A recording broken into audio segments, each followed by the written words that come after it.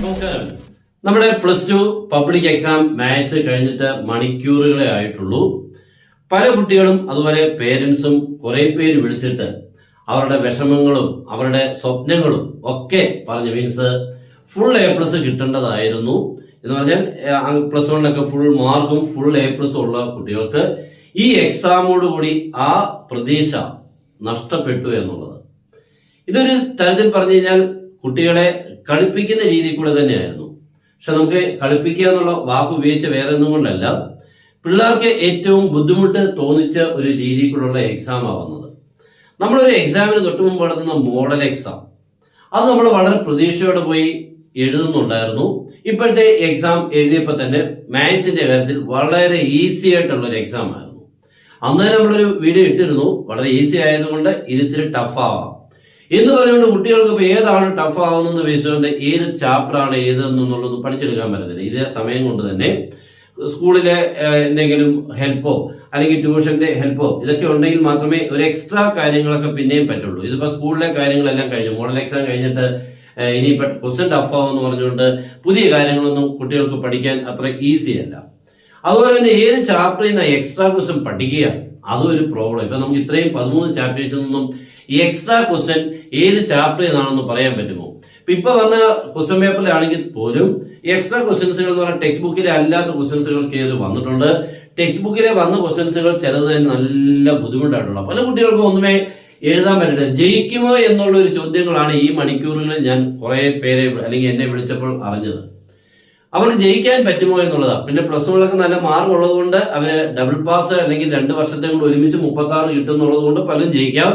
പക്ഷെ ജസ്റ്റ് പാസ്സായിട്ടുള്ള +1 കുട്ടികൾക്ക് ഇതൊരു പണി തന്നെ ആയിട്ടുണ്ട്. കാരണം +2 ചിലപ്പോൾ ഫെയിൽ ആവാൻ സാധ്യത ഉണ്ട് എന്നൊക്കെ പറയുന്നു. അപ്പൊ എന്തായാലും നിങ്ങൾ അടുത്ത വർഷം അല്ലെങ്കിൽ ഈ അടുത്ത പ്രാവശ്യം മീൻസ് ഇനിയും മാർക്ക് കുറയുന്നവരോ അല്ലെങ്കിൽ ഫെയിൽ ആവരോ ഉറപ്പായിട്ടും എഴുതുക, പാസ്സാവുക. അതിനുവേണ്ടി റിസർച്ച് ഒന്നും നടത്തണ്ട, ഇനി അടുത്ത എക്സാം എഴുതുക. വേറെ കാര്യങ്ങളൊന്നും ഇതിന് പിന്നിൽ ഇല്ല.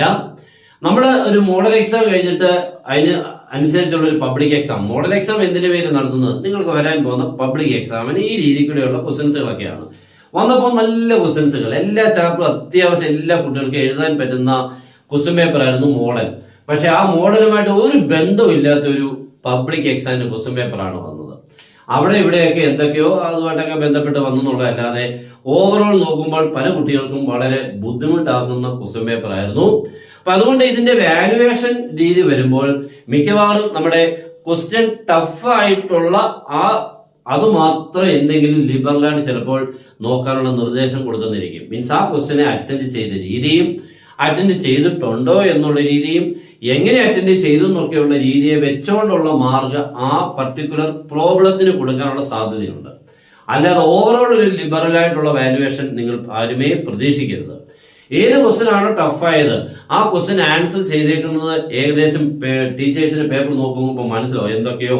അപ്പൊ അങ്ങനെ നോക്കി വരുമ്പോൾ അതിനനുസരിച്ചുള്ള ഒരു മാർഗനിർദ്ദേശമായിരിക്കും അവിടെ കൊടുക്കാനുള്ള സാധ്യത. അപ്പൊ എന്തായാലും ഇതൊരു മോഡലുമായിട്ട് ഒരു ബന്ധവും ഇല്ലാന്ന് തന്നെ പറയാം. മോഡലിന്റെ ആ ഈസിനെസ് പബ്ലിക് എക്സാമിന് എങ്ങുമേ റിഫ്ലക്ട് ചെയ്തില്ല. പല കുട്ടികൾക്ക് ആദ്യമേ ക്വസ്റ്റ്യൻ വായിക്കുമ്പോൾ തന്നെ പല ക്വസ്റ്റ്യൻസുകളും നമ്മൾ ചെയ്തിട്ടില്ലാത്ത രീതി കൂടെ ഉള്ളതാണ്. ഇപ്പൊ മെട്രിക്സിന്റെ ചാപ്റ്റർ ഈസി ക്വസ്റ്റ്യൻ ഒക്കെയാണ് വന്നത്, പക്ഷെ അവർ ചെയ്തിട്ടില്ല. അങ്ങനത്തെ ക്വസ്റ്റ്യൻ അതിന്റെ ടെക്സ്റ്റ് ബുക്കിൽ കിടക്കുന്നതും. അതുകൊണ്ട് തന്നെ പല കുട്ടികൾക്ക് അങ്ങനെയൊന്നും ചെയ്യാൻ പറ്റത്തില്ല. നമ്മുടെ ഇപ്പോഴത്തെ രീതിക്ക് അനുസരിച്ച് പഴയ കുട്ടികളുടെ ആ കഴിവെന്നുള്ളതല്ല, ആ രീതിയല്ല പഠിത്തത്തിൽ. ഇപ്പോഴത്തെ എന്ന് പറഞ്ഞാൽ ഒട്ടനെ ഉള്ള ഒരു പഠിത്തത്തിൽ ഒത്തിരി കാര്യങ്ങൾ പഠിക്കുക, ഒട്ടനെ കുറച്ച് സമയത്തിനോട് ഒത്തിരി പഠിക്കുക. പഴയ കുട്ടികൾ അങ്ങനെയല്ല, കുറേ സമയം കൊണ്ട് കുറേ കാര്യങ്ങൾ പഠിക്കും, കുറേ ദിവസങ്ങൾ പഠിക്കും. ഇപ്പോഴങ്ങനെയല്ല, ലാസ്റ്റ് വന്നിട്ട് കുറേ കാര്യങ്ങൾ പഠിക്കുക. അപ്പൊ അതുകൊണ്ട് തന്നെ പല കാര്യങ്ങളിലും ഏറ്റവും ഇമ്പോർട്ടന്റ് ഉള്ള കാര്യങ്ങൾ മാത്രമേ പഠിക്കാൻ കഴിയാറുള്ളൂ. ഒത്തിരി പുതിയ കാര്യങ്ങൾ അവർക്ക് പഠിക്കാൻ സമയം കിട്ടാറില്ല. ഒരു 90% കുട്ടികൾ ഈ ക്വസ്റ്റ്യന് ഒരു 90% കുട്ടികളും പറയുന്നത് ടഫാണെന്ന്. ഒരു 10% ആൾക്കാർ അതെന്തായാലും എക്സ്ട്രാ ഓർഡിനറി ബ്രില്യൻ്റ് ആയിട്ടുള്ള ആൾക്കാരാണ്. അതെല്ലാ വർഷങ്ങളും കാണും. അവർക്ക് ഇതൊന്നും എങ്ങനെ ഫീൽ ചെയ്ത് കാണണമെന്നില്ല. അവർ നന്നായിട്ട് എഴുതും. അവർക്ക് ചിലപ്പോൾ ഫുൾ മാർക്ക് കിട്ടാൻ വലിയ ബുദ്ധിമുട്ടില്ല. പക്ഷെ അവരെ മാത്രം വെച്ചുകൊണ്ട് നമുക്ക് ഒരിക്കലും എക്സാമിന് വന്ന ക്വസ്റ്റ്യൻ ഈസി ആണെന്ന് ഒരിക്കലും പറയാനും പറ്റില്ല. അപ്പോൾ എന്തായാലും മോഡല് പബ്ലിക് ഇവ തമ്മിൽ വളരെ വലിയ വ്യത്യാസമുണ്ട്. അതിനനുസരിച്ച് വാല്യുവേഷൻ നടത്തണം എന്നാണ് എൻ്റെ ഒരു എളിയ അഭ്യർത്ഥന. നിങ്ങൾ മാക്സിമം ഇത് എല്ലാവരോടും എത്തിച്ച് ഇത് നോക്കുന്നവരും അല്ലെങ്കിൽ ഇതുമായിട്ട് ബന്ധപ്പെട്ട് വരുന്നവർക്കും എല്ലാം ഇത് എത്തണം മാക്സിമം. പലയിടത്തു നിന്നുള്ള കാര്യങ്ങൾ കേൾക്കുമ്പോഴായിരിക്കും അവർക്കും തോന്നുന്നത് കാര്യങ്ങളുടെ ഗൗരവവും കുട്ടികളുടെ ബുദ്ധിമുട്ട്. ആകെ ഒരു വിഷമത്തിലാണ് ഇപ്പോഴത്തെ ഈ മണിക്കൂറുകൾ കടന്നു കഴിഞ്ഞത്.